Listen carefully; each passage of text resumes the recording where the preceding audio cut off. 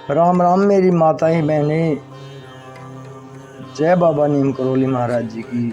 सभी को श्री करवा चौथ व्रत कथा की हार्दिक शुभकामनाएं। सभी के घर में सब कुशल मंगल हो। हर मेरी माता बहना का सुहाग कुशल दीर्घायु हो, यही मेरी प्रार्थना है। आज मैं आपको श्री करवा चौथ व्रत कथा सुनाता हूँ। करवा चौथ व्रत किसकी इसमें पूजा होती है और कैसे इसकी कथा होती है, तो शुरू करते हैं। श्री करवा चौथ व्रत कथा। कार्तिक वदी चौथ को करवा चौथ कहते हैं। इसमें गणेश जी का पूजन व व्रत सुहागिनी स्त्रियां अपने पति की लंबी आयु के लिए करती हैं। प्राचीन काल में द्विज नामक एक ब्राह्मण था। उसके 7 पुत्र और एक वीरवती नाम की कन्या थी। वीरवती प्रथम बार करवा चौथ का व्रत के दिन भूख से व्याकुल हो उठी, मूर्छित होकर पृथ्वी पर गिर पड़ी।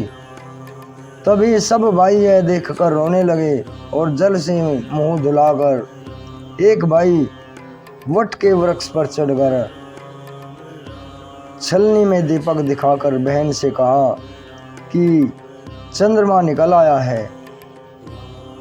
उस अग्नि के रूप को देखकर चंद्रमा समझकर उसका दुख छोड़कर वह चंद्रमा को अर्घ्य देकर भोजन के लिए बैठी।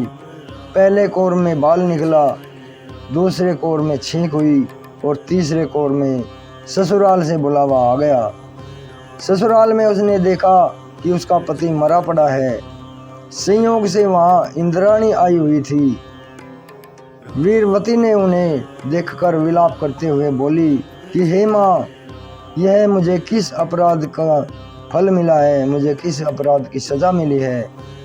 मुझे वीरवती प्रार्थना करने लगी कि माँ, मेरे पति को जिंदा कर दो, ये किस जन्म का अपराध का फल मुझे मिला है। इंद्राणी ने कहा कि तुमने करवा चौथ का व्रत बिना चंद्रोदय के चंद्रमा को अर्घ्य दिए बिना ही खोल दिया है।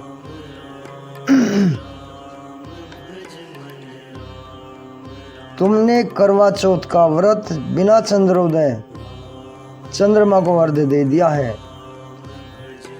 यह सब उसी का फल है, यह सब उसी के फल से हुआ। अतः अब तुम 12 माह के चौथ के व्रत व करवा चौथ का व्रत श्रद्धा और भक्ति से विधि पूर्वक करो, तब तुम्हारा पति पुनः जीवित हो उठेगा। इंद्राणी के वचन सुनकर वीरवती ने विधि पूर्वक 12 माह के चौथ और करवा चौथ के व्रत को बड़ी भक्ति भाव से किया। इन व्रतों के प्रभाव से उसका पति पुनः देव स्वरूप सदृश जीवित हो उठा। हे करवा चौथ माता, जैसे आपने वीरवती के पति की रक्षा की है, वैसे ही मेरी सभी माताएं बहनों के सुहाग की रक्षा करना, यही मेरी प्रार्थना है। जय राम जी की, जय बाबा नीम करोली महाराज की जय हो। करवा चौथ माता की।